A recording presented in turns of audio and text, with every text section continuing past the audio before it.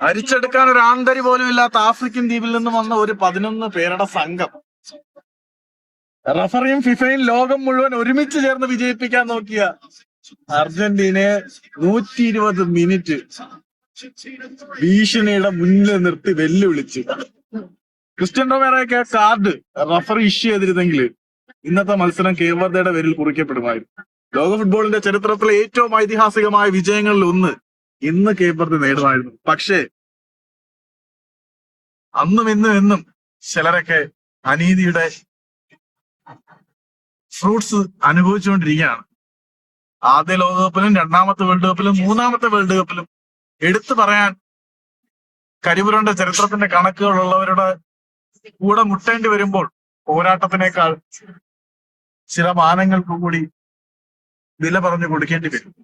അങ്ങനെ നോക്കുമ്പോൾ ഹൃദയങ്ങളിൽ ഇന്ന് ജയിച്ചത് കേപ്പ് വെർദെ തന്നെയാണ്.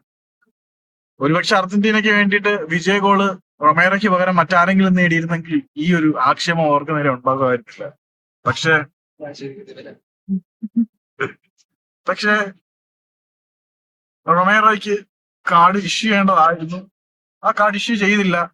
എന്നിട്ടും റൊമേറോ ഗോൾ അടിച്ച് വിജയിക്കുമ്പോൾ അർജന്റീനയുടെ വിജയം നീതിയുക്തമാണെന്ന് ഒരിക്കലും പറയാൻ കഴിയില്ല.